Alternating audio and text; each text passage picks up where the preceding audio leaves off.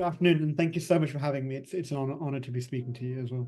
I was born with a rare genetic condition called neurofibromatosis type 1, a condition many people cannot even pronounce, spell, remember, or understand. But it's basically tumors that grow on nerves. For me, those tumors grew on my face, the left-hand side of my face, making me look very visibly different. School, younger life was very, very difficult because a lot of people didn't want to be my friend. A lot of people didn't want to come and sit next to me. A lot of people didn't want to know me, either because they were scared, curious. Some felt that it's contagious. So it became very difficult. And at that age, you don't really realize what, what depression, anxiety is. But thinking back now, I know I was going through those emotions because I didn't want to be in front of people. I didn't want to talk to people. I didn't want to come out of my room. Growing up, in one way or another, I learned that I've got to deal with it and I've got to face it. And we can dig deeper as we speak about how that was. But a lot of it was with parenting, how my father brought me up, how my mother brought me up, how my immediate family brought me up, how my friends treated me. And I had this just can do, get on with it attitude, regardless of having this disability, regardless of having scoliosis as a part of this condition. I had various challenges that kept coming up in society. People doubting me, doubting my parents, people saying to my parents, oh, you must have sinned in your life, or you must have done something terrible, which is why you've had a son like this. Me being told that I must have done something in my previous life, which is why now I'm being punished in this life. It went on and on and on as I grew up. I got educated, I went to university, I got a job. Even before getting married, people were like, you're never going to get married. And who's going to marry you in this space? People even tried to comfort me by saying, oh, don't worry if you don't get married. Would you want your daughter to marry someone that looks like you? All these things happening, but with the grace of God and the blessings of the universe and my family, I got married to a beautiful woman 2 years ago. And then after I got married, she said to me one day, hey, why don't you go and create some content on social media? Why don't you talk about your journey? Why don't you share your story? Because I think you can help inspire other people with your life's experiences, people who are struggling with disabilities, people who are struggling with rare conditions. They can take some inspiration from you. And she told me to create a TikTok video. Now, when I think of TikTok, I think of singing and dancing. And I was like, no, I'm not going to do that. But she was my wife, and many of the listeners who are married, they'll know wives have this tendency to keep pushing. So breakfast, lunch, dinner, she's like, have you made that video? Have you made that video? So eventually, just to keep her quiet, I went and made that video. Now I say to keep her quiet, but it was the best thing I ever did, because that video within 24 hours got me over 100,000 views. And all I was saying is that I want to share my journey and I want to help, support, and inspire people with my lived experiences. That's all I want to do. And I started sharing small pieces of advice of things I do, like when someone stares at me, or when someone makes a comment, or when someone points at me, how I deal with it. I started sharing it. And then parents of people with disabilities started reaching out to me. People with disabilities started reaching out to me. And I thought, you know what, this is something I want to do. This is something I want to do, and I want to continue. And I spoke to my manager, and my manager said to me, hey, why don't you go to my daughter's school and share your story at the school? I think you can help children with bullying, with acceptance, with love. And I said, sure. And I went to the school and I started speaking, and I was sharing my story, and I was telling them that I'm blind in one eye. And then this young girl in the audience put her hand up. And what she said changed the rest of my life. She said, are you blind in one eye? And I said, yes. And then she said, me too. None of the other children knew in the class that she was blind in one eye. Only the teachers knew. But listening to my talk gave her that empowerment to accept it and say it to the rest of the class.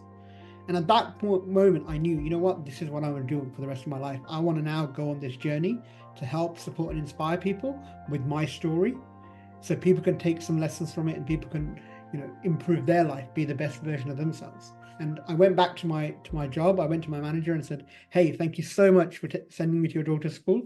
Here's my notice. I'm leaving because I found my passion. I found my dream. And 2 months ago, in fact, I even left my job. And now I go to schools, I go to colleges, I go to different organizations, and I talk about my journey. I talk about resilience. I talk about confidence. I talk about how to be the best version of ourselves, despite all the challenges that we are faced with in our life. Right. Because actually speaking, Manisha, disability or no disability, we all struggle with insecurities. We all struggle Absolutely. with different aspects in our life, and Hmm. it's learning how to deal with it. So I'm so proud that I'm in this situation now, and I'm so grateful to God and the universe that I have the opportunity to share my voice, to help people, and meet great people like you as well. I mean, That's how we met, yeah, right? If you wouldn't have reached out through social media to express your yeah. voice, it wouldn't have reached folks like us, right? We are all in different parts of the world. It's exactly the power of the virtual world as well as the offline world today, because the moment you connect, with the real sense of purpose, I think you start Mm, connecting to more and more hearts. I'm mm, going to ask you some very basic questions. I'm purely because I'm a very curious mother. My daughter has, a rare genetic condition, and that's called spinal muscular atrophy. It's again mm, neurological, but it sort of impairs physical mobility in her body. That's because of the rapid nerve death owing to the disease. So she's been wheelchair bound, and I think that has been her visual sign of disability, that she's a wheelchair bound girl. She's able to talk, and cognitively she's bright. So nothing is given away when somebody is talking to her. But in India, we've had barriers in pretty much every system, be it in the education system, in the healthcare mm. system, in the society, when it comes to accessibility and basic lifestyle, cross connects that you make with each other. How has it been for you while you were growing up based in London? So has it been any better for you because it's a little more evolved out there, or do you feel that these are common problems that are faced by people with different kinds of disabilities world over? That's a really good question. A bit of both. It's better and it's similar. In some instances, people are more accommodating, people are more open, people are more accepting. The accessibility side of Hmm. things, there's more access to greater needs for people with disabilities. But the mentality and the willingness to accept is probably very same. I mean, I grew up in England. I live in a town called Birmingham, about 100 miles away from London, but I've grown up in an Indian community, and being surrounded by Indians, being surrounded by our community, the conversation is much similar to what it is in India. Oh, you must have done something. Oh, he's untouchable. Oh, why don't you go and see some pundit? The pundit might have a solution for this. The doctors don't, but the pundit might. And it's all of that mentality that keeps, it doesn't help. It doesn't bring any positive solution. In fact, all it does is it hampers that mental health that we're already struggling with. To hear someone say your parents are sinners or your parents have sinned, that's why this is the bad karma, it only has a negative impact on us. So it's much the same, I think, wherever you are. It's people's mindset, people's mentality towards it. And this is why, what you're doing is having such a great impact. I think people hearing these stories will then be far more open to accepting these things. Everybody, Amit, needs also a sustainable way of life, right? You need financial Yeah. security. You need to have, you need to watch your own back. How are you being able to do that with the purpose that you have undertaken? So I told you I decided to leave my job 2 months ago. When I left my job, and now I still don't know where my next paycheck is coming from. And when I started this journey of advocacy, I've only started this journey 8 months ago. It's been 9 months I've started Hmm. this journey. When I started, my family members and some people said, "Oh, are you going to monetize from this? Are you going to be able to make a living from this? Is this going to be a source of income for you?" And all I said is, I don't know. All I know is I want to create value. I want to add value to society, to people, to organizations. I want to add value to people's lives. And if Hmm. I'm adding value, the money side of things will follow. And I took that decision and then decided to leave my job without knowing how I'm going to pay my bills. And I still don't know how I'm going to pay my bills. But I'm so convicted. I have so much conviction and so much belief in my purpose, that I'm continuing to do it. I mean, I was fortunate enough to be invited recently to go and speak in Texas. I was in the US speaking at a summit, sharing my journey in front of 2,000 people, and I'm sure more and more of these opportunities will come to me if I keep the purpose and the intention right. I mean, one of my desires and one of my dreams is to come to India and share my journey in colleges and universities in India, because I think it's so much needed there. I mean, if I may, I'll tell you a very small story of something that happened in India to me. Now, I love India. I was born in India. I travel to India, at least try to travel to India at least once a year. My extended family are there. My sister, in fact, has moved back to India, so she lives in India. Okay. So I go to India every year. And like I said, I was fortunate enough to get married 2 years ago to a beautiful woman from India. And we were there after the wedding, and I was trying to arrange everything for her visa. And we got her passport. And when you get a new passport in India, Indian passport, you have to go to the police station, get it verified. So we took all the documents, got everything ready, and we went to the police station, went to the reception desk, and the receptionist looked at me, and she looked at the documents and handed it back and said, "It's wrong." And I asked her what, and she just nodded her head. And she, when you go to an Indian government place, it's very difficult sometimes to get answers from people. They don't make much eye contact. But she didn't make much eye contact with me, and she said, "It's wrong." Thankfully, there was another individual there who was walking past who helped me. He looked at the documents and said, "You just need to photocopy something. Go and get it photocopied and hand it back in, and it'll be fine." So I went off, I got it photocopied, came back. When I came back and handed the document to her, she looked at me, she made a face, she got up and she said, "I'm not feeling well, I'm feeling sick," and she left. Somebody else came and sat in her seat and looked at the document, said it's all fine.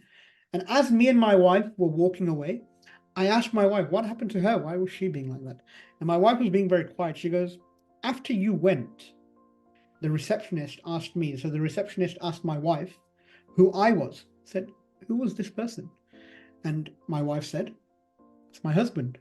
And, and the lady's response was, "You married that? तुमने इससे शादी की? क्यों? Like, why? Why did you?" And then she said, "Oh, I'm feeling sick." And it was just so shocking to me that someone can so openly do that, especially in the position she's sitting in the seat she's sitting in. And it's to do with lack of education, it's to do with lack of awareness, and it's to do with this mentality of not understanding. Amit, you would have one of your biggest, I guess, audience in this country if you ever come down. I don't think you'll ever get to leave, because you'll have to do a lot of talks, a lot of conversations here. Because honestly, yes, it is an area of concern. You don't even have to tell me the story, and I could sense where it was going, from there. Because here, you need to humanize. The smallest of the smallest things become an issue here. You have a limp, it is an issue. You have glares and stares, and if you are a woman, you get a stare. So you leave alone any other form of disability. So forget everything else for a moment. Complexity, the skin complexity is exactly. still. And so we have a lot of work to do. But I think humanizing it and having these open dialogues where it's a comfortable conversation is going to, going to a university and speaking to some students about my story, about my journey, is only going to humanize it. It's only going to make you realize, what? Ye banda, he's a human at the end of the day. Amit, I refuse to qualify you as somebody who has a disability. I'm so sorry to say this, but I've been talking to you for the last 10 minutes now, and I don't see any form of disability in you, except for the fact that you look a little different. That brings me to my next question. What does disability mean to you? How do you define it? You've been talking for the last couple of months, right? So from all the conversations that you've had, from your lived experience, what does the word disability mean to you? I'm just trying to get a basic definition out. Very, very good question. And it's something that I've been thinking about for a very long time, actually. Does the word even need to exist? I've been thinking. what is disability? Because I advocate for saying at the end of the day, we're all human beings. We all have likes. We all have our personality. If I sit down and speak to your daughter, she will tell me about things she enjoys, be it art, be it drawing, whatever it is. She will tell me, and that's me, two humans speaking. So I'm like, what is even disability? Is it disability, or is it differently able? Are we all differently abled human beings? Because some people used to say to me, "Oh, you're not normal." And I'm like, what is normal? Aren't we all different in our own way? And doesn't that make us human beings? So it's a very, very good question. For me, I think like you said to me, you've been speaking to me for 10 minutes, and you know me as Amit rather than this person with this condition. And when I go to schools and I speak to children about, I speak to a lot of children who are in primary school going into secondary school, and they're very worried about how they'll be accepted or treated in a new environment. And I say to them, I've been speaking to you for the last 10 minutes here. And when I first walked in, you noticed my face. Now I've been telling you that I like cricket and, I'm doing this journey. You're starting to connect me with the things I like and who I am as a person, not my face. So go out there, go to school, go to this secondary school and be you. Express your personality, let your personality shine, because as soon as you do that, you'll be recognized as that person, not how you look. So it's an excellent question. It's something I'm still delving into, and that is, I think that is where the realization needs to dawn on people in our society, that we are all people with different kinds of abilities, and that's about it. So if somebody has a short finger or a short limb, or maybe something missing in their body physically, everything else working for them cognitively, that is the kind of ability that they have. And if somebody has some sort of an invisible disability, then that is what it is. But every individual is trying to adapt, right? Everybody is trying to adapt, trying to normalize their life and fit into the society which belongs to everybody at the end of it, right? But I don't think anybody can ever come and say that, okay, this is a society which is only for us and it's not for you. And whoever is trying to create those barriers is purely wasting, I think, their time. This is going to be a little personal, but I want you to share this with us. Your marriage with your beautiful wife, how did this happen? I'm a little interested, because you know how women are, right? They go for the tall hunk, tall, dark and handsome, the hunk looking people, especially when they want to get married and settle down or even fall in love with. So how did this happen? How was it for I love both this. of you? I love this question. I love this question. I love talking about it, because I'm so fortunate and I'm so lucky to have this beautiful woman in my life for a very long time. All my brothers, sisters, cousins, everyone got married in India. Everyone had an arranged marriage, and I'm the youngest in our generation, so I was the last one left to get married, and everyone worried about how I will find somebody. And Indian marriages, I say when I go to do talks here in English organizations and in front of non-Indian people, I say it's much like virtual Tinder. Photographs are exchanged, and then the person swiping is the parents. The parents will look at the photo and say yes or no. So for me, for a very long time, the photos were not being accepted. The photographs were going from England to families in India, and people were saying, no, look kya kahenge. What will people say if we give our daughter away to him? And the ones that were saying yes, you could see very, very quickly and smell why, it was for ulterior motives that they were saying yes. Because I hadn't even spoken to the girl or anything, and they were like, yes, this is great, we'll do this. But I was in India, and I was talking to my friend about this, and I was telling him this story exactly like the way I'm telling you now. And I was like, I'd love to get married in India, because I'm Indian throughout. When India play cricket, I have my India jersey on. When India play England, I have my India jersey on. So I'd love to get married in India. I love Indian food, Indian culture, everything about me is Indian. And he said to me, Dekhte, we'll see, don't worry. And then I came to England, and he messaged me one day and he said, there's this girl that I want to introduce you to. I think she'll be great for you, if I may. And I said, yeah, sure. If you think that she's good, let's do that. So he said, I'll go and talk to her, and I'll let you know. I said, that's fine. So he went and spoke to her. He came back to me, said, I spoke to her and I showed her your photograph. She was fine with the condition, but she doesn't want to get married and she doesn't want to talk to you. And I was like, okay, that's fine. He goes, no, but I insist. message her. I go, no, I can't message somebody who doesn't want to talk to me. He goes, no, just message her. She said she's busy with her. She was a makeup artist in India. She said she's busy with makeup. She doesn't want to think about marriage now, and there's no way she wants to move to England. She's not interested. He goes, she's my friend. Trust me, just message her. So reluctantly, I messaged her. She didn't reply for about 2 hours, which was the longest 2 hours in my life. I was like thinking, oh my God, what have I done? Why have I messaged this person? But then she replied back saying, hey, yes, I know. How are you? And then we started exchanging messages. And people ask me, what is love a lot of the times? And I say, you know what? Love is a click. It's either there or it isn't. When you connect with somebody, when you speak with somebody, there's a click. And if that click is there, it's there. If it's not, you can't make it up. You can't cook it up. And for us, that click was there. We were talking, we were exchanging messages. I sent her a song. I remember I sent her a picture of a tree. It was a spring day in England. I sent her a picture of a tree with the sun behind it. She was sending me some pictures from her window. And we were just talking, and she was like, I like cooking. And I was like, I like eating. This is perfect. And we started talking, and we started video calling. And I remember when I used to video call her, I used to hold the phone on the right-hand side of my face, Right. covering the left side, because I was scared, even though she knew my condition. And one day she said something to me which changed everything for me. She said, Amit, I know what you're doing. Stop hiding your face. If I marry you, I'm not going to marry half of your face. One half of you. I'm going to marry all of you. And at that point, I knew two things. One, that she's the right person for me. But secondly, that I need to learn to accept myself. And that took me on this journey of self-discovery and where I am today. It started from there. And that was beautiful. And that gave me that acceptance. And she just got me. When her family found out, they immediately said no. Immediately. Ah, okay. Immediately said, her mother said, your father is never going to agree to this. Her brothers said, this is not going to happen. What will people say? Log kya kahenge? It's that same old log kya kahenge. No, there's no way.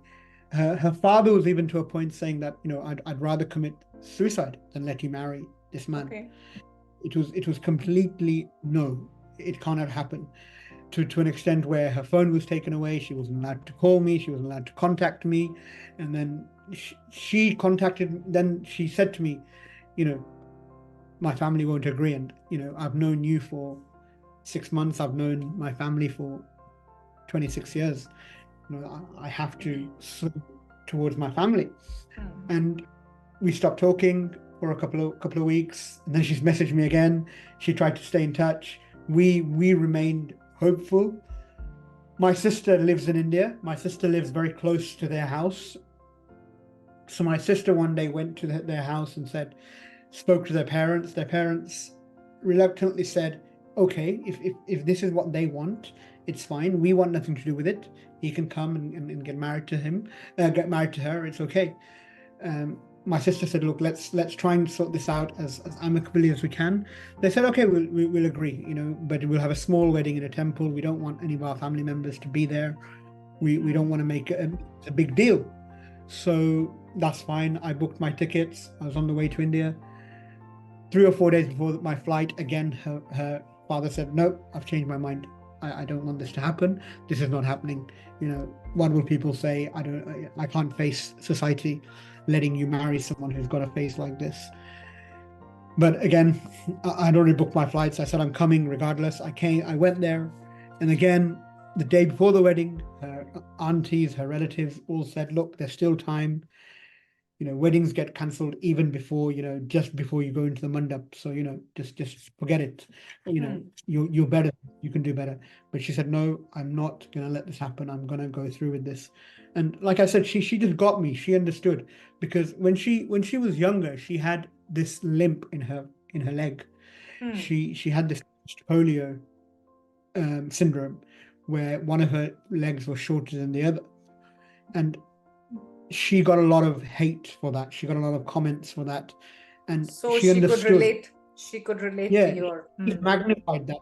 She goes, if I got that just because I had a small limp, I can just imagine what you're going through. I can connect with this, understand this, and I don't want to let you down. We've connected, there's a click. I don't want to say no to you now. How did she convert the mindset of her family, or you all just went against their will I and think it got was nothing? her, it was her conviction and her belief that I categorically want to do this. Hmm. A few of her family members believed in her and went with her. And then after getting married, they saw the human side of me, which is why I'm so dedicated and so convicted in coming to India and sharing my story. Because when they saw the human side, when they saw that, this is just another human being. After the wedding, we went out, we went sightseeing, we went here, there, we did this, that, and the other. We went restaurant, just like every Like married couple. everybody else. Yeah, Hmm. we were doing all these things. So they're like, there's nothing actually wrong with him. Again, Right. in common, he's just another banda. It took months to invite me back to the house, but Hmm. eventually they did. Now we're in a situation where I'm very close to their mother, their father, brothers, sisters. We're all Hmm. we're all we're all okay. We're all on the same page. It takes I time. guess this is probably just one of the stories that I'm hearing, but I keep talking to people, and I know that everybody has the same cry in their, in their voice stream. They all want to get accepted the way they are, because obviously, when you have a kind of a challenge that you are born with or you're living with, you can't do much about No, undoing it, right? And that is the fact that people need to realize. And acceptance is all about, it has got nothing to do with disability. I think acceptance comes across for each one of us, right? And I'm thinking that this is just one such incident. Probably it was very pivotal for you in your life because it was your marriage. But I'm yeah, sure as a child, when you were growing up, you would have faced barriers like this at every step of your way, right? Whether it was getting those stares and looks, and you get to know the person only a little later. I think yeah. first what comes through is that you're looking different. How did you process this across your childhood? And I can imagine as a child, how it must have been for you. I think it came with a lot of it came with the way my father brought Hmm. me up, and to demonstrate this again, I'd like to tell you a small story. I know I love saying stories about my life No, because it please. really Hmm. reflects how things were dealt with. So, as a child, I used to love playing cricket. Cricket was a big part of me. Being Indian, cricket was even a bigger part of me. In And your then blood. Yes. exactly. But I never really had the courage to play with other children. So I used to play by myself in the garden and bowl to the wall, throw the ball on the wall and then bat. And then one day I picked up the courage to go and play with some of the children in school. I asked if I could play. They mocked me, they laughed, they bullied me, but they handed me the ball. And because I was playing in the garden all the time, I bowled really well. They realized that I can play. I joined the school cricket team and I did really well. And I went from Amit, this boy with the funny face, to Amit, the boy who plays cricket, by accepting my personality. And I remember Hmm. when my father realized that I'm playing well and I'm playing in school, he bought me a cricket ball and a cricket bat and he bought me the pads and everything.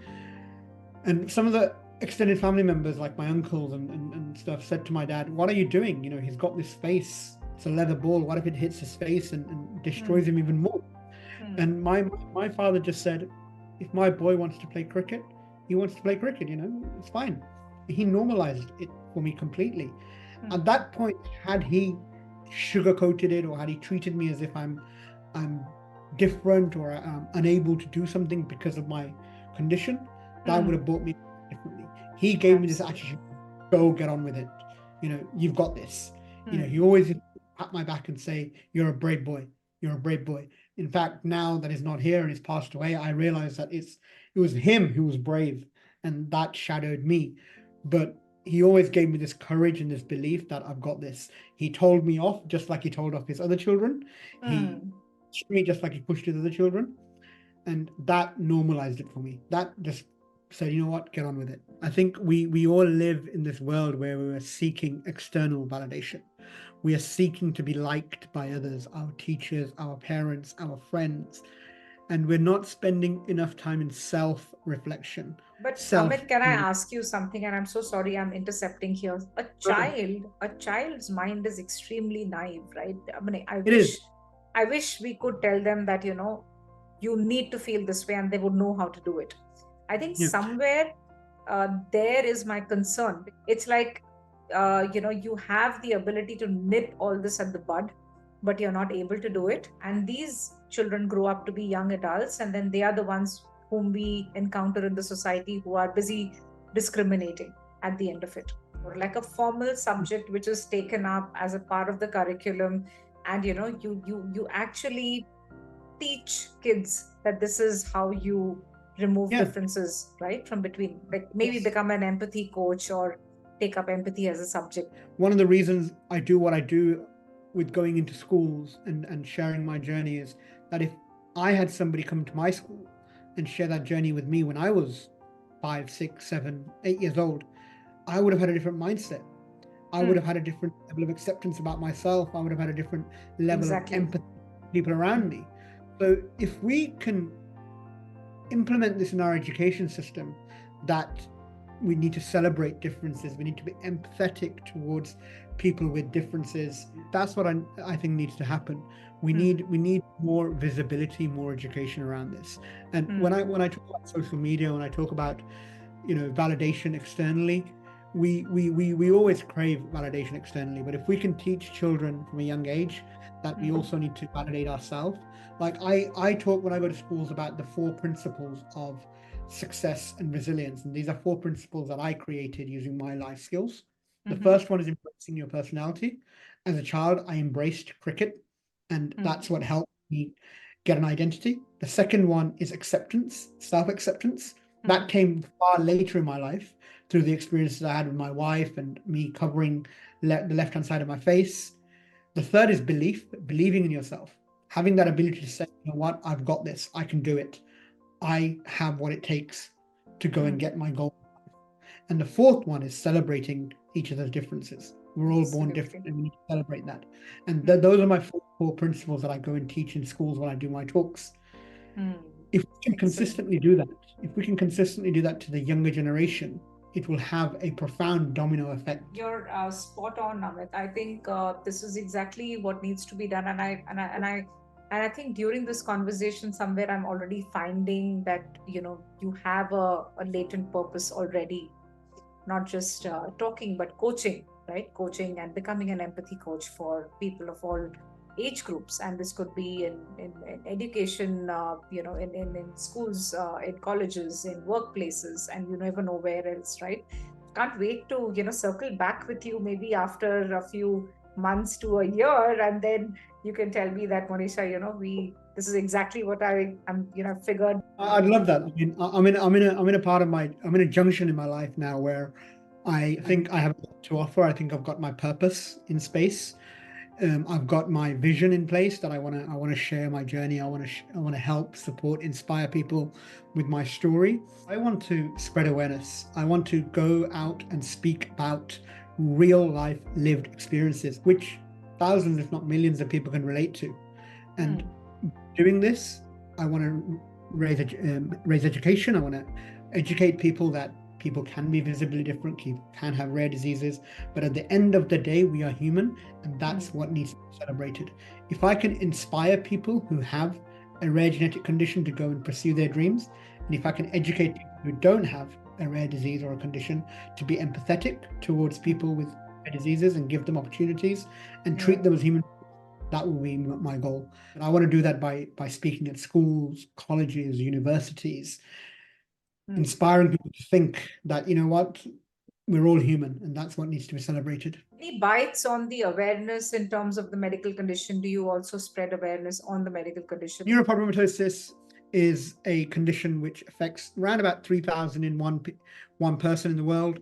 It's a very complex condition, as many genetic conditions are. It comes with many other genetic conditions that can affect you, which I didn't actually know about. I only found out when I went to this summit in US, the neurofibromatosis summit, which told me that actually a part of this you can have, autism, you can have sleep disorder.